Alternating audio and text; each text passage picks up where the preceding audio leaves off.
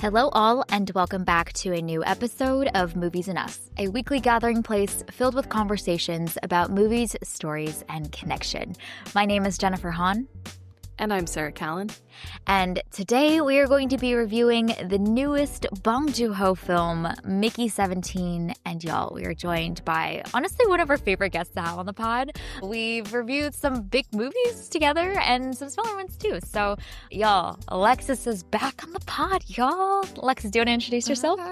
Hi, everybody. I'm Alexis. I'm the editor of Trashwire.com, and I basically talk about movies on TikTok and YouTube and all over the place. And you can check out right now. I'm really doing a lot of trying to commit to reviewing on Letterboxd. So that's my New Year's resolution. And so far I've kept it of posting at least a couple sentences about everything I watch on Letterboxd. So nice. That's awesome. And it is March, and you have committed to that New Year's resolution for a whole 2 months. So you're on the right track. I'm terrible about Letterboxd. I just throw in some stars and I'm out of there.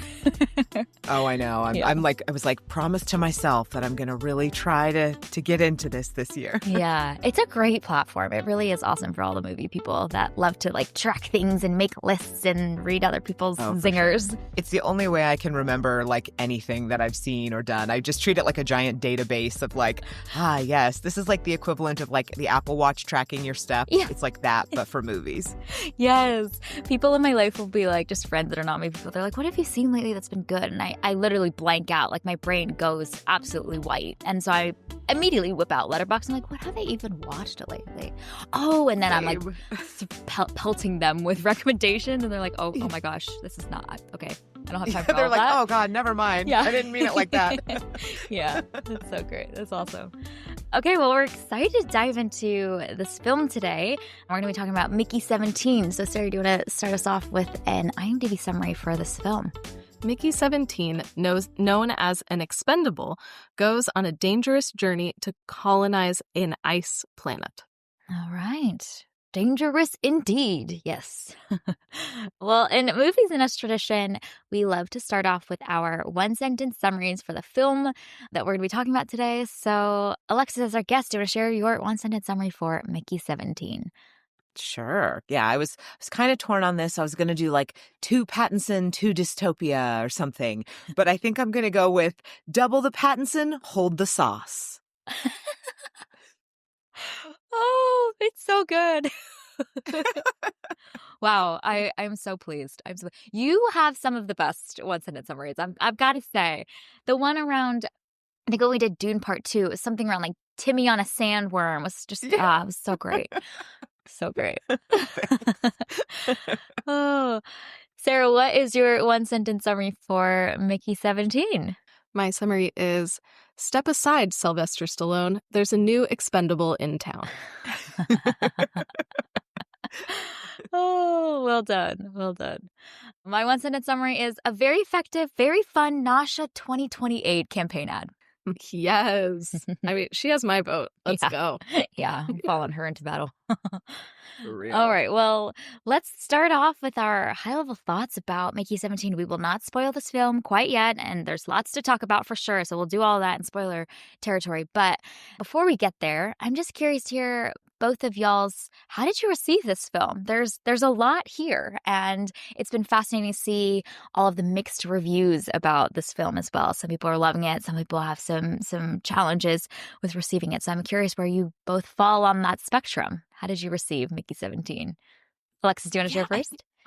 I'm kind of in that mixed review sort of boat myself, where there were parts of this that I really liked, and there were things where I was like, oh, okay, yes, I'm totally on board for this.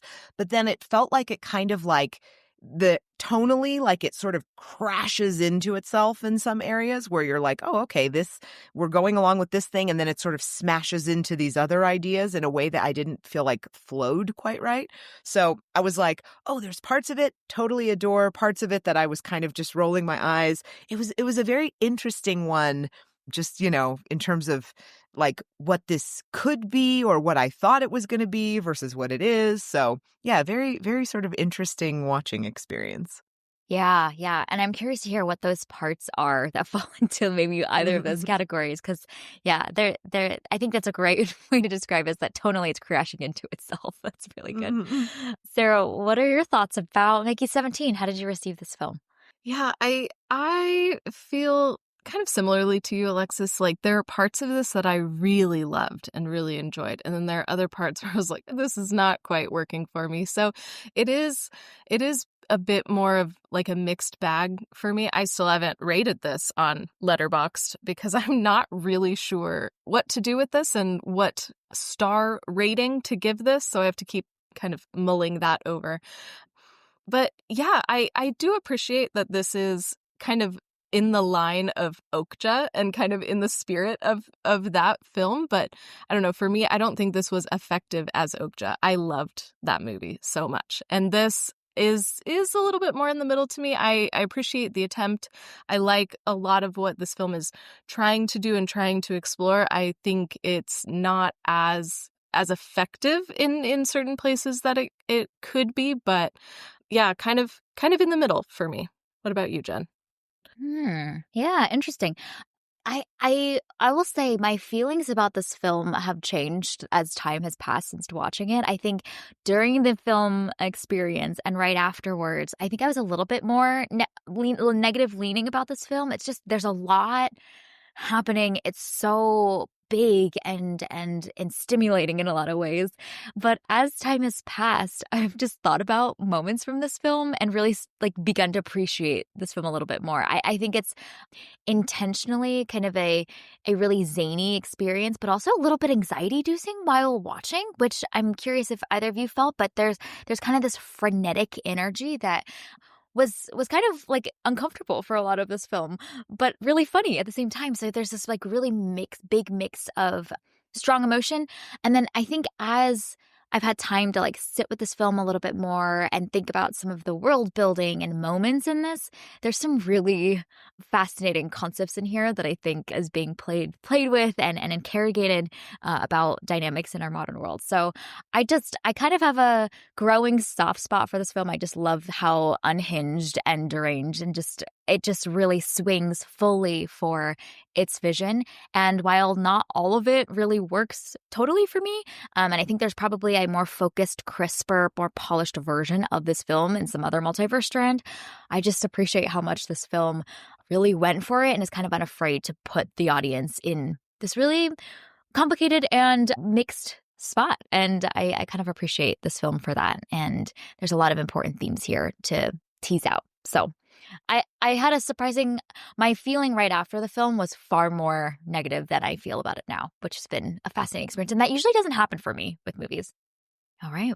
Well, let's give a spoiler alert. So if you haven't seen Mickey 17, it is out in theaters. Definitely recommend checking it out before listening to the rest of this episode because there's a lot of stuff that happens in this film and it would be great to go in fully blind on those things. So, all right. We've got full free reign to talk about any of the big plot points in this film. So I'm curious for both of you, what are some of those moments that, because it sounds like you're both more mixed. So I'm curious, what are those moments that really worked well and was like, wow, this is really fascinating and interesting and that scene really landed? Or maybe what's a scene that you're like, what's the other way that could have been written that didn't really totally come together for you? I think for me, the strongest part of it, I think, was Robert Pattinson's performance. I'm loving him as like a weird voice guy. I'm loving this sort of reinvention of Robert Pattinson as like, he's a weird voice guy now. That's his thing. He's taken the title from Tom Hardy. Like, he's doing it. I think that's awesome. I think where I struggled with it was I really enjoyed all the stuff that was like Mickey 17 and 18, loved that. All the stuff with him and Naomi Ackie, loved it. And then I think where it kind of crashed into itself for me was I really like Mark Ruffalo and Toni Collette, but I felt like those characters, like when I read like about this movie and that it was delayed and all these things, I kind of thought like, yep, this is something that I think would have played a lot better maybe like a year or two ago versus how it plays today. Yeah, 100%. It was hard to watch, especially the Mark Ruffalo pieces of it, and I struggled, and I'm glad that I'm not the only one. But I think the like you said, like Robert Pattinson is so good in this film, and it's fun to see his like career trajectory too, going from this like teen heartthrob dude, and now he's just being weird, and I'm here for this. I'm like, yes, you just be your weird self, take these bonkers roles and give yourself fully to them. And that's what he does in this, and it's so great. And so I think the reason why or at least part of the reason why I had fun in parts of these is because of his performance is so good and what he does with these characters. And then seeing the difference between Mickey 17 and Mickey 18 is also just so fun. And so, I mean, props to him for just giving a great performance and the way that he really can handle so much of this film just like resting on his shoulders. Fully agree. And he plays both the personalities of Mickey 17 and Mickey 18 in such a believable way, like, especially when they're often in frame at the same time. You're like, I fully buy that those are two totally different people, and that's challenging to sell, especially like breaking the cognitive barrier that we have watching this as a viewer, knowing like that's the same dude playing two different personalities. And I'm like, no, that's two different human beings, truly. And so I thought that whole theme in this film was really interesting. I would have liked perhaps for the film to explore some of those a little bit more, because I think all of those concepts around like what is true of you through all of these different like versions of yourself, and how Nasha has the line of like, those are all parts of who Mickey Barnes is, and they're just being manifested or elongated in different ways in all of these different versions of him, but they're all kind of present and there in an interesting way. It's almost like the concept of Severance from the TV show, but instead of having one body, it's now like two bodies. But there's like all these different aspects of who you are that sometimes get to be expressed in this lifetime and maybe not in another. And so I thought that whole concept is really interesting. And just there's some moments where 17 and 18 are interacting with each other, I think were so fascinating and interesting. I would have loved to see a little bit more of that. Those were some of my favorite parts. Yeah, I think I agree with what you said about sort of kind of the core of you and like what is you through all the various iterations of you. I think that was something that I was so impressed with here, was that like 17 and 18 feel like distinctly different people, but there is the core of them both being the same person in a way that I think is probably like really challenging for an actor to be like, these guys can't be so different that we're like, yeah, but why would, 18 be the completely opposite guy? So there has to be that sort of thing that's maintained between them, but yet they still have to be distinct enough that we as an audience can immediately be like, oh, that's 18. Oh, that's 17. And I think that is such a skill that he brings to that I'm like, he does it in such a subtle way that I think it's so impressive. And one thing that I was wondering that the film has no intentions of exploring, but is kind of where my mind went, is because 17 and 18 are so distinct from each other. I was curious to see if there's something in the technology where like the more reprints are done, the more extreme the personalities become. Like that would be obviously like outside the scope of what this film is wanting to explore, but that would be an interesting idea to like the more time he's printed, the less, I don't know, it's still him, obviously, but it picks up on these like extreme versions of him rather than like the more moderate versions of him. That would be an interesting idea for maybe a different film than this. But while watching, I was like, oh, I wonder if that's why 17 and 18 are so different, is because it has something to do with like the printing process. But that's not what the movie is interested in exploring. That's just where my brain went.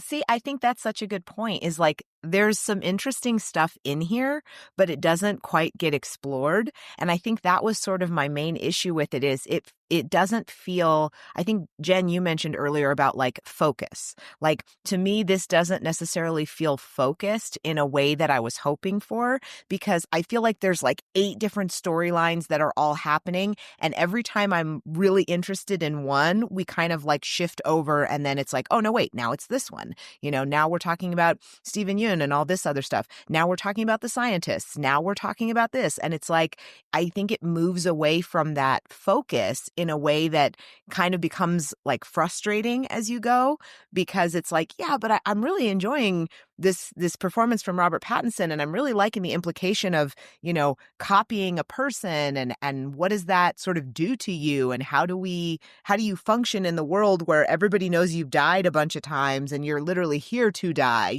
I mean, there's so much that can be explored there. And then instead it's kind of like, but what if, capitalism and the pursuit of sauces, like, and it just kind of doesn't dive into the things that I found most interesting. Yeah, it's like being at a Vegas buffet and we're sampling every dish, like, and it's all on our plate and each bite is great, but then on the whole you're like, I just ate cherry pie and now I'm eating ribs and now I'm eating crab and now I'm eating a brownie. Like, what is happening? Yeah, I think that is probably the biggest downfall of this film, and how they just teased apart or chosen to prioritize a little bit more. Maybe there would have been a better version of this. The moment where I felt that the most is the whole Kai subplot line, because that's the moment where 18 and 17 have finally like met each other and they're fighting with each other, and Nasha's like somewhere in the mix as well, trying to navigate this very confusing situation. And there's a whole side plot line with Kai, and I'm like, I don't know her, I don't care about her, and she's just invading in the plot right now and taking away time from what's already a very interesting situation and kind of adding more chaos, which is very effective in her ability to add more chaos to this whole plot line and some of the dynamics between her and Nasha. But again, I think that whole sequence could have been more focused had we just written her out and focused on the 3 of them trying to figure out the situation together. Totally agree. Yeah, it's kind of like, well, we're setting her up and then we have like, well, what's the arc going to be for her? And it's kind of like, that's too much to be doing in this one movie, like I agree with you. Like I like her. I think, that could have been interesting, but it's almost like if you took like a 6-episode series and compressed it into like a, 2-hour and change movie, and then like we don't get the payoffs for some of these things that are set up, or we don't fully explore some of these things because it almost feels like a sort of compressed version of something that maybe could have been expanded a little bit in almost like a series format. Ooh, I love that. Yes. And then you take each kind of chunk of this film or plotline in this film, and that's a whole episode. There's a whole Kai episode, right? And how that's a whole series of events that they need to figure out. And there's this like love square that is fulfilling that for the audience. And then the next one is something else, and we're going on this whole adventure with the creatures, and that's a fascinating concept. Yeah. We smushed a lot into this one movie. Well, and it's so interesting because I also felt like this film was too long for me. Like, I needed it to be, I don't know, maybe like 20-ish minutes shorter. And I think it's partially because of all of that, like, unfocusedness. If we got rid of some of these less consequential plot lines, then maybe that would have freed up time and space to really like narrow in and focus on some of these ideas and these concepts and these characters that we're much more invested in. So the time could have been used a little bit maybe more strategically to keep us really invested in the story. Yeah, I completely agree with that. I think like the first half of it, basically, we get a lot of kind of setup. We're learning about the world. We're learning about these things. We now know there's 2 Mickeys and there's going to be consequences for that. And then it starts to get into this thing where, because it's so unfocused, it feels like it drags. And in a way, it's weird because it's so packed with things that you would think, and, I think, Jen, you mentioned the sort of frenetic pace of it, and that like it's so like there's a lot happening and it's happening quickly and it kind of is anxiety inducing. But yet in a way, I think like for me, my brain kind of just went like, okay, but I'm not invested in these things. So it felt longer in a way because of that, because it was like, well, we need to jump over here to this storyline. We need to jump over here to this thing. We need to jump over here to this. And with all of that kind of chaos, those plot points and those beats kind of felt like it was making it sort of drag for me. Yeah, and then I think our, like, reaction as human beings is to, like, disengage out of survival. You know what I mean? Like, Mhm. we just were like, "Oh my god, this is a lot. I need a moment. I don't know what to do with all of this." This movie almost feels like, the seasons of life where, like, life is moving so fast and you're, like, got a million things and everything's on fire. That's how this Yeah. movie feels, you know? And afterward, you're like, "Oh my god, what just happened? 3 months went by, and I have no idea, Yeah. but I did a lot, and we accomplished a lot, I guess, but what just happened?" And perhaps I really think if they cut, like, 2 or 3 of the side plot lines, like, the Steven Yeun plotline, I mean, I love seeing it in movies, it's really great, but I don't know what happened there and what the larger point is there. The Kai storyline, if we kinda get rid of that too and just focus on Mickey 17, Mickey 18, Nasha, and then our primary foes are Marshall and his wife, that's a whole set of, like, a conflict that's in place and that's framed with these larger stakes of the creatures and the planet. But those are 2 teams, and they have very opposing goals, and they're going to collide with each other. I think that would have helped. You can have these colorful side, supporting characters, but I think they need to take up less time, and I think we could have cut the, like, amount of emotional investment demanded from us from the audience in these characters that do get a lot of screen time. I think Kai is the one that really stands out to me of, like, I felt like when we met her, I was supposed to be, like, investing and caring about her, but I also have to invest in all these other people. So there wasn't space or capacity that I felt like I had for that. So maybe if we cut those 2, focus on these 5 and the 2 teams of 3 and 2 with very different goals. And then we can do more with the world building stuff, which is, I think, the most interesting part of this film as well, is all of the rules of how this strange, deranged world works. And that's really fun and interesting to explore. Completely agree. I think that's such a good way to put it of like, I mean, the world is so interesting, and it's true. It's like it kind of feels like, you kind of get like a peek at all these things, but you're kind of like, "Wait, scoot over. I want to see what's back there. Hold on," like with all these storylines where they kind of put a storyline in front of you and you're like, "Wait, hold on. Like, no, I want to go back to the other one. Wait, swipe back to the other one," You don't really get the chance to kind of like jump into the things that might be more interesting to explore. And there's so much that's interesting to explore too. Like, I think that's part of what's almost frustrating about this film is, like, there's so much here that I want to, like, dive into and learn more about and all of that, but I can't because it's overstuffed with just so many other things. And so it was, like we've been saying, it was just hard to focus and to stay as engaged as I would want to be in a film that's this interesting and has so many different layers to it. But it was just so much. Fully agree. Fully agree. One of those, like, concepts that I think was, like, really resonant and so applicable to some of the conversations that are happening right now is around the way that we heard society and the decision makers in this world talk about human printing technology, and kind of this debate and this immediate, maybe, like, guttural reaction to not, like, completely ban it, and we shouldn't be doing this, but then Marshall's kind of advocating for its benefits, and I'm like, this is the AI conversation right now. There's these fears, and there's this group of people, of course, that are wary and very cautious about it. And the maybe reaction there is to completely remove it from so many dimensions of our society. But then there's the other side, which are the AI enthusiasts. And I loved a lot of those shots and moments where we're seeing, like, people in government feeling so strongly on either end of the spectrum. And the reality is that there's something in the middle where we can wield it well and put the right guardrails in place. But instead, the conversation is so binary about it. And I thought that was just really resonant because there's so much conversation happening right now around the rise of AI. I think very much more so now than even like 2-3 years ago. And so that piece of this film maybe was very top of mind if it were, say, for example, released a year earlier. But I feel like that part resonated even more deeply now that it's been a year later than the original release timeline, because the pace of that is rapidly accelerating.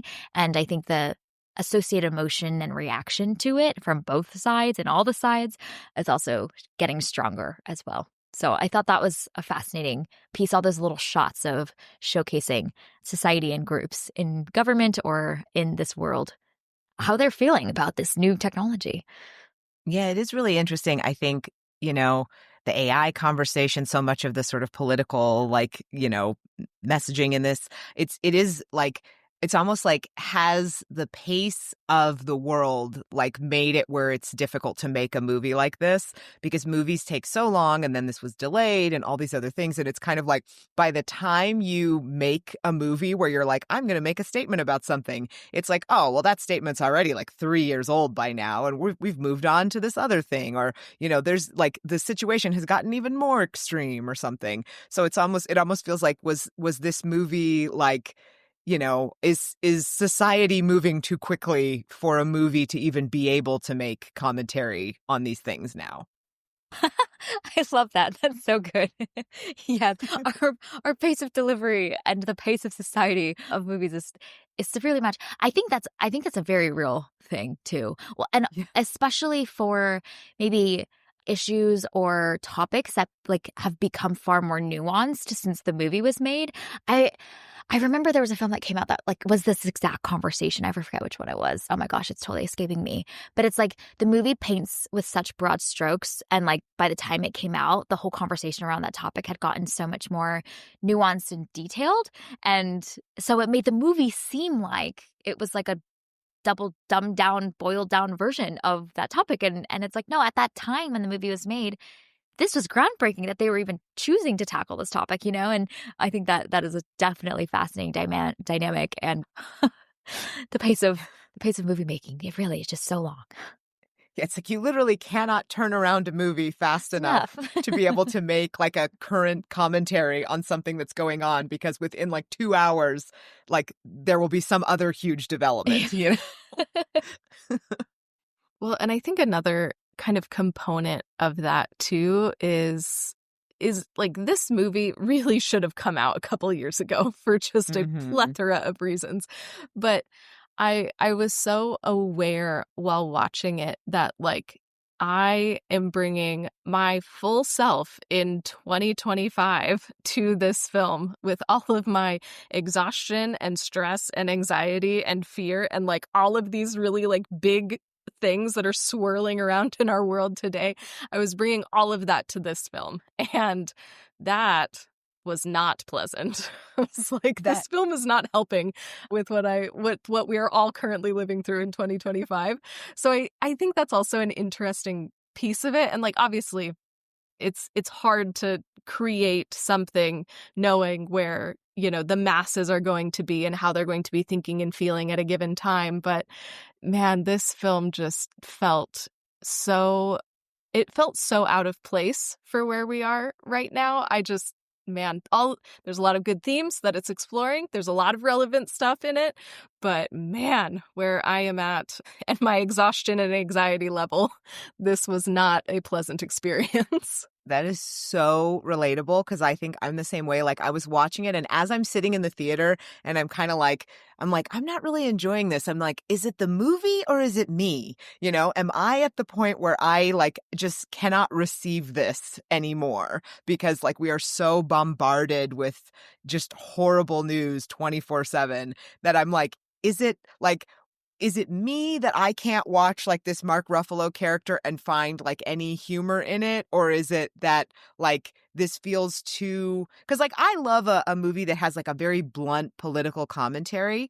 But I think the problem with this is that it was it was blunt, but it didn't feel like it was saying anything new. It felt yep, we got it. Yep, we understand. yep, we see the metaphor. Like it didn't feel like it was giving me that in like a clever way. And I bet you a year ago I would have been like, that's so clever. I really like what they've done there. But I feel like at this point, like after January, I'm like, I can't do this anymore. I can't have any more political commentary. Like there's no more, blunt, bad guy who thinks he's great. And the red hat gang of like people who support him. Like, I can't do it. I'm too tired. I can't do it. Yeah, I had the exact same reaction in the theater. So at least there's two of us. We know that much. It's not the time. Yeah, Well, exactly. and I just wonder also too, like how that will affect the way this film will age too in time. Like I just Mhm. wish we all know, what a powerful political figure that believes they're invincible and is highly problematic. Like that they could write that into a character without it being like so on the nose, I think. And I Mhm. think Oakjaw does a much better version of that, which is like we see this capitalist entity and we see this power hungry person at the top, and like that's great. Like we know that is universal. And for this to be so specific, I think might work against it, both in the current moment and also over time as well. It just is like painting with, I think, a little bit too much of a winking, like, look what we're doing here. And it's like, it's no longer as, I think, interesting as if they can universalize that dynamic, which is so real and is transcending over time, Yeah, I would be so curious to revisit this movie in like a year and see if I like it more or less. I really think part of this was just like it's a victim of like when it was released, because I think these ideas would play so differently in like a different climate. And I think for me, that was why I liked the sort of the two Mickeys and that entire storyline so much more than this kind of like political message. And I think like, I wonder if the political message maybe like if I had some separation from like the current state of the world, would that work better for me? Because I don't think anything in here is like badly done necessarily. I think it's just not hitting like within the current climate, maybe. Yeah, yeah. It's a very well done film. I mean, it's Bong Joon-ho. Of course it's going to be Mhm. good. But yeah, I definitely think there is a mismatch between this film and where we're all at, and Mm. that makes it really hard to receive. I don't know how that is a problem that I don't know how to fix. That feels like a problem maybe without a solution, but I think that's definitely part of the issue with this film is that it just came out at the wrong time. Mhm. Mhm. And I kind of think that like even in a year, I'm going to be even more done with this. Like Yeah. I just feel like the caricature of this man has been so done, and I'm just like I don't want to see any of it anymore. You know what I mean? I'm like, Yeah, yeah. just write me any unnamed political problematic toxic individual. Like it works for the film. You know what I mean? I don't think the film Mhm. gets better with the specificity. I actually think it works against it, and I think that perhaps we just have seen enough of the like Yeah, yeah. caricatures, and I they never, like you mentioned, Alexis, I think they just don't offer anything new anymore. We're like, all right, we've Mhm. seen that, we know, we get it, we've seen it a Yeah, it million feels times. like real kind of like low-hanging fruit to be Yes, like yeah, it's like too look at obvious. this guy. Yeah, Yeah. he's like, he's the worst, isn't he? And we're like, "Yep." Like and I can see that every single day in my Blue Sky feed or like on the news or in any number of social networks. It's like I think we're all just getting to the point where we're so tired of thinking about it that when a movie is like, "We're going to do a commentary on that." We're kind of like, "Oh, really? Okay." Like I guess. So I think it's that like it's just sort of politics fatigue or like news fatigue or outrage fatigue where it's like I can't have in another thing where there's a character that is so clearly this guy, and I have to see that again even in my spare time in a movie. Yeah, totally agree. Maybe it'll work better for like 20, 30 years from now when like the next Mm. generation has maybe like are just far removed from it, and and that truly will just be like a character that they can buy into a little bit better, Like Yeah, it's like a once it's trope like now. once But it's like, not in our remember that generation, weird please. dark time? Yeah, Yeah. exactly. Not For in this us, we're like, lifetime. no, we're in the dark time. We don't want Yeah. to talk about the dark time I now. want to be dead and passed from the earth by the time that Yeah, is a normal thing that is constantly in seriously. media. We can't handle it, okay? Yeah. Hollywood, we can't handle it. No more, No. please. We can't do anymore. We've reached capacity. Oh, it's so good. I'm curious if there are other aspects about this film, maybe some of the world building pieces that were particularly interesting or prompted some fascinating thought trains for you, because quite a lot of world rules and definition that has been created in this film. I'm curious if there's any specific facts or facets of this world that's been created that tickled your mind particularly. I think I like, it seems like Bong Joon-ho loves a grubby future, and I like that. I think that's interesting. I think so much of the stuff with kind of like life on the ship was interesting. I liked the creatures. I think like that was where I also wanted a little bit more like exploring of the world and a little more kind of like it seems like a very interesting place, and I would love to see more things going on there. It's not certainly, the first movie where it's kind of like, and Earth sucks and people are leaving Earth, or whatever's going on, but it presented it in a way that I thought was fun and interesting, and I was kind of like, oh, okay, like I like this world. And then it just became too on the nose with the political part, but I was kind of like curious about exploring a little more of that. Even the concept of, we have these expendables and this is how we test vaccines and how we test radiation and how we do all these other things. Like, that's a really interesting concept. I really liked that. And I think that alone could have kind of been like the core of this movie a little bit more. Oh my gosh. And there's so much there too with that expendables concept. And like Bong Joon-ho is so good at using visuals and concepts to point out larger themes and highlight critiques on our world. And with expendables, there's a ton there with how, Black people, people of color, women have been used over the centuries to test all of these things and become like science experiments. So there's so much in that concept itself to really shine a light on some of the worst things that we as humanity have done to one another. And then the film doesn't really go there. So I think there's so much interesting, things to explore in this film, but it almost doesn't go far enough for me in certain aspects. Like it felt like very surface to me, even some of the themes that it wanted to explore.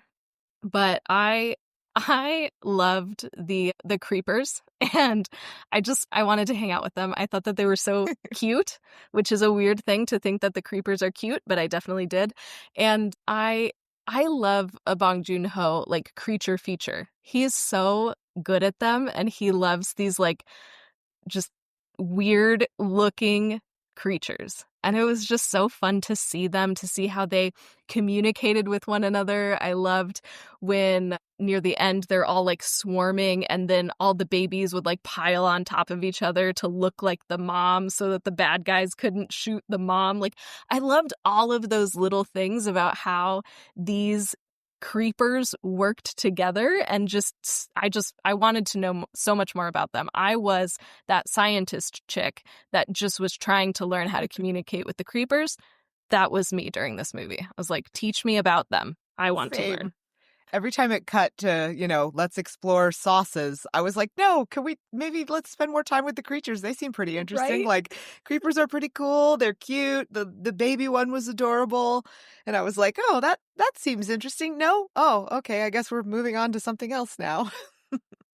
Yeah, we needed fewer sauces in this. There was just too many sauces. Too many sauces. That's the actual tagline of this movie. It's like, unfortunately, there are too many sauces in this movie. Flavor explosion for sure. Part of his 6-episode series, we need like a 7th bonus episode that's just like a Nat Geo documentary about like, and now the baby creature comes to mama and is learning to play. And now they are migrating to their next destination. Like, you just need like the Morgan Freeman voice, just, yeah. Narrating. Or David Attenborough. Yeah, that'll be great. Yeah. Specifically for you two. That's purely for you. Yeah. I would love it. I would watch it. I'm here for this. Like, can we get somebody to make this happen? I would be. That would be an immediate 5 stars on Letterboxd for that. Right? I have some friends that are really into Pokemon and collecting Pokemon cards. They like grew up with it, and there's this whole YouTube account that does like Nat Geo, David Attenborough voiced like backstories of Pokemons, and that he's like created these incredible graphics. And we're gonna hire that guy to make this, okay, guys? That guy makes the Creeper documentary. Yes, exactly. So good. Well, I thought it was genius the way that we're introduced to the creepers, because anytime you have a baby of anything that is captured, I'm like, obviously we're rooting for them. You know, I just thought like the way that they were designed with their little feelers coming out that were just so expressive and like emotive, I thought was so interesting just visually how they looked and how they were able to communicate so much without facial expression, without eyes and a nose and a mouth, but just their little hand tentacles coming out just felt, and how they moved was so emotive. And I thought that was all so incredibly well done. I mean, if you think about the task of like, we're going to design these creatures for this movie, that it could look like anything. And I just thought it was so interesting to see where they landed with this. Yeah, for sure. I wonder, like, I think if this was like a big Hollywood production, it would be like, oh, they need to be way cuter, like, oh, if this was like, they need to be Disney creatures. I think about like, creatures in like Star Wars or something, where it's like you need to be able to know right away, like, oh, that's a big scary creature, or like, oh, that's a cute, adorable creature.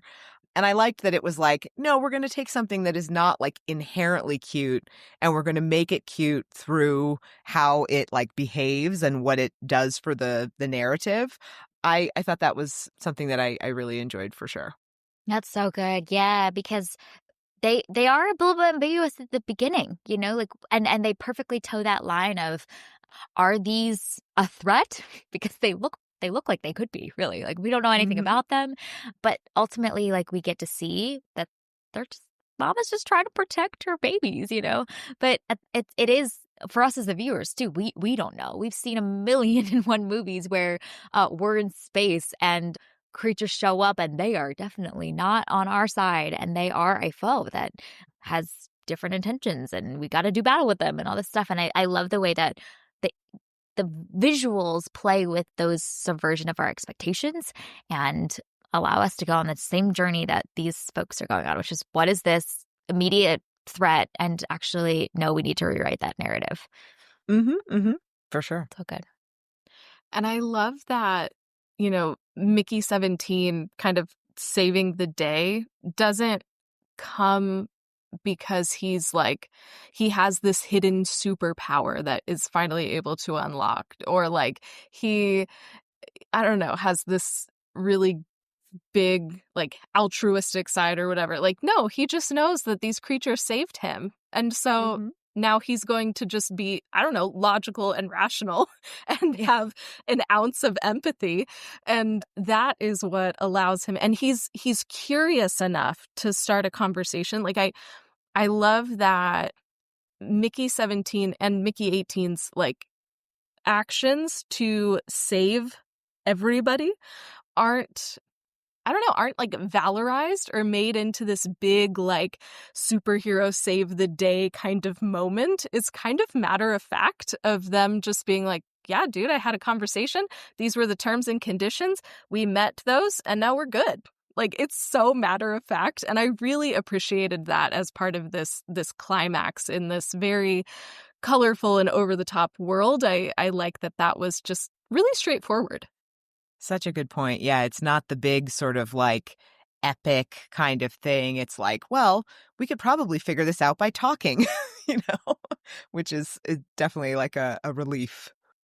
And that's one of the things that I really liked about this, like Mickey 17 and 18 concept and how they're like different sides of you, but maybe not all at once or not able to be expressed all at once. Because I think that through seeing how, I mean, Mickey 18 is very much more extreme and like almost biased for action too quickly. But I think that there's a bit of that sense of conviction that Mickey 17 sees and has learned from Mickey 18 and taken and wielded in a really beautiful, healthy way.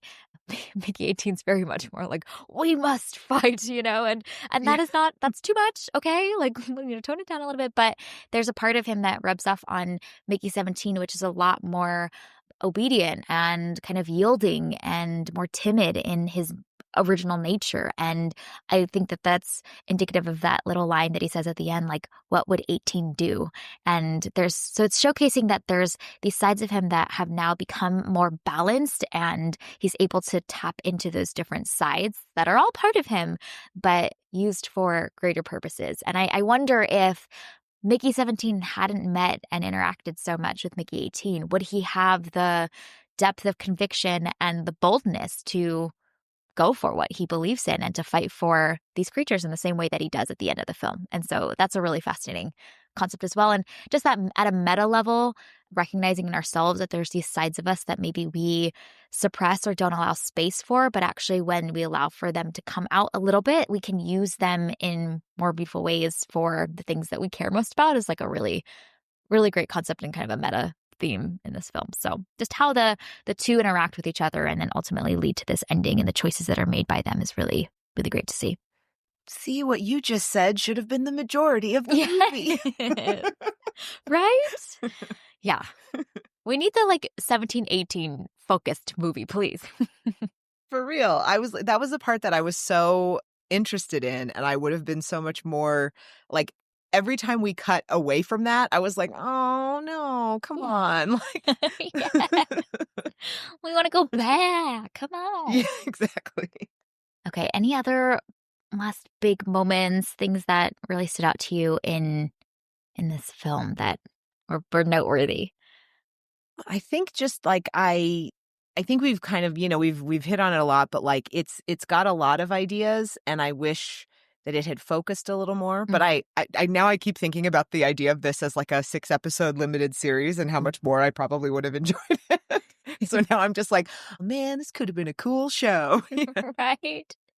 All of the ingredients are there. I think that's one of the like parts that suck with a movie when you come out and you're like, it's all there. You just need to organize it differently, say no to a couple of things, but like it has all of the right ideas.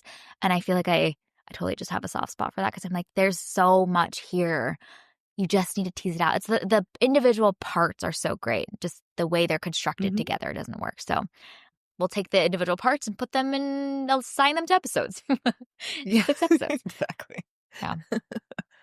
Yeah, definitely, really great concept, struggles a little bit with execution, Yeah. but I do applaud, like, I think, a lot of the movies I've seen this year have felt very sort of mediocre, and I do like that this was at least a swing, or this was at least like trying to deliver something different, because I feel like we've seen a lot of kind of play it safe, very Mhm. like, right down the middle, kind of easy stuff this year, and I do like that this was, like with Bong Joon-ho kind of having the freedom to be like, I'm going to do whatever I want, like applause for that, because being able to take a swing or do something creative or present us with sort of something that's like interesting in this way, I like that, even if the execution of it didn't always work for me. Totally agree. I'm like, come and stimulate our minds, tickle our thoughts. We are ready for it. We want it, but it's the individual parts that do that versus the construction. And I think the movie doesn't work because that emotional investment is scattered for all of these Hmm. characters. So yeah, some more focus would have really landed this plane. Absolutely. I think one of the political pieces of this that I think worked really well is Nasha and her Mm. identifying a problem in her community and then choosing to take the step of like running for council. And I think that is really important. So I wish we could have like toned down a lot of the other political stuff and then kept that Nasha piece of it, because I think that is really, really valuable. And seeing how like individuals can make an impact in their community, and like seeing people who are from that community be able to like take steps in leadership for that community, I thought was super important. So I loved that piece of it, and I love that that was included in this, especially in recent years. There have been so many organizations where especially like women are able to like step up and run for local office for things, and they're getting elected and all of that. So I thought that was a really nice inclusion in this film. And even just in terms of narrative, too, it kind of does more of a, like a show don't tell. Like we hear him talk about her and say how she's so great and all these things. And then I like that it's like, and then we actually see her stepping up to do things. So I feel like that pays off in a way where that's such an interesting character. And I wish we had spent a little more time with her. Yeah, she was so great. She was so great. She needs a whole arc, really. I think she gets a little mini arc here, but there's so much more to her. One moment that I really loved is her in her speech at the very end of the film choosing to call him Mickey Barnes and using his name. I just thought that was so significant and kind of speaks to the larger themes of the film around how they're abolishing the Expendables program and the way that this society has not viewed the Mickeys, all of the different numbered Mickeys, as human beings. And she's specifically using his name as a way to give him the dignity of identity and essentially deeming him like, you are a whole human being and this was your original creation, is to be Mickey Barnes. And it was neat to see the way that the final text on screen too also like mirrored that as well. I thought that was seemingly such an intentional choice that I was like, somebody really thought to make sure that that point was driven fully home at the end of the film, with the numbers flashing across the screen and then ultimately landing on Mickey Barnes' text fully on screen at the end. So just the kind of double confirmation of that and making sure that point was landed home felt so significant. Definitely. Absolutely. All right. Any other last thoughts, or did we hit most of them? I think we got most of it. I feel like we're kind of in agreement. Like a lot of things we liked, some things maybe we didn't love, and it's like, yeah, I wish this was a movie. I went into this being like, I'm going to love this. And I think as it went, I was kind of like, oh, and then there'd be something that I'd go, well, wait a minute. I was kind of like that meme of the girl, where she's like, like I was like, yep, that's kind of my face watching this movie. Isn't it so funny when that happens with movies where you're like trying to love it? Yeah. You're like actively like, I can love this. No, really. And then you're like, but talking myself into it while watching it. You're like, as the movie's unfolding, you're like having to let go of this vision of what you thought the movie was going to be. Yeah. Mm-hmm. Yeah. Yeah, for sure. Well, and I think another piece of it too is that we've been waiting for this movie for years, too. So, like, this was a movie that I was really excited for last year. And so it's been so many months and years of this buildup, and now we finally have it here. And so it's been so long since we had a new Bong Joon-ho movie, too. So it's just like, oh my gosh, now we got the thing. I'm just so excited, and I want to just savor this. And then you're watching it and going, oh, okay. Right? Maybe I overhyped this in my brain a little bit. Yeah. Like, was the buildup for this, so much of it as I was watching it, I was like, is this on me or is this on the movie? Because I can't determine, like, is this my fault? Am I approaching this from the wrong, place? Yeah. Or is the movie not doing the thing that I hoped that it would do, Yeah, am I the problem? Well, because there's some movies where I definitely went in, like where I was like, I am the problem because I went in with a different expectation. I'm clinging on to it desperately, and I'm not willing to let it go, and I can't give myself over the movie. And I don't think that's the case with this one. The comparison to Okja, I think, is really, really significant because Okja lands a similar tone and mixing of tone, and it's kind of zany, but also got this really great meta commentary and some really great world building, but a really focused, emotional character story too. And so it can be done, and we've seen him do it well in a different context with a different storyline. This one maybe was too ambitious for its own good. Yeah, I actually rewatched Snowpiercer last night, and I was trying to think about what are the differences between these things, and I just kept thinking I think it really comes down to focus. These other things seem like they're more focused, and I think having the 12 different narratives in this just makes it where you don't really have the space for any one thing to really resonate in the same way as when you have maybe 3 separate narratives versus 9 separate narratives, Yeah, no, totally. Agreed. Well, I would say on the whole, we land a little bit mixed. There's some things we really appreciate, which I think we shared and detailed out. There's some things, some rewrites that we have that could make this stronger, perhaps a different structure entirely that we are proposing. So this was our review and discussion of Mickey 17. As we mentioned earlier, you can find it available out in theaters. Thank you for listening to this week's episode of Movies and Us, and a big thank you to you, Alexis, for joining and sharing all of your thoughts and opinions. It's always so great to connect and talk movies together and process all of our feelings together.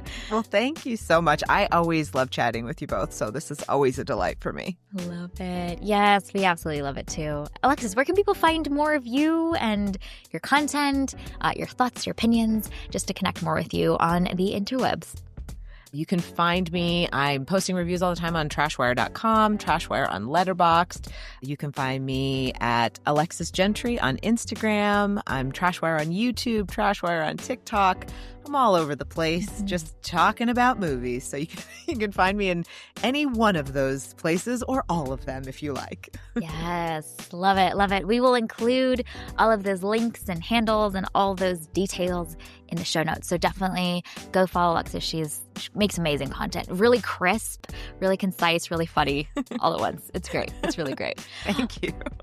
Our name, Movies and Us, sums it up. We're all about movies and the powerful ways we can connect with each other and the world around us. This podcast is about all of us and our shared stories. So everyone is welcome here, and so glad you spent time with us today. You can subscribe to this podcast on Spotify, Apple Podcasts, or wherever you tune to your favorite shows. Drop us a rating and review, letting us know your thoughts about Mickey 17. Did it work for you? Did it not? You can connect with us on Instagram, Threads, and Blue Sky at Movies and Us Pod, or email us at moviesanduspod@gmail.com. We will be back next week to discuss the film Black Bag. We hope you have an amazing week, and we'll talk again with y'all very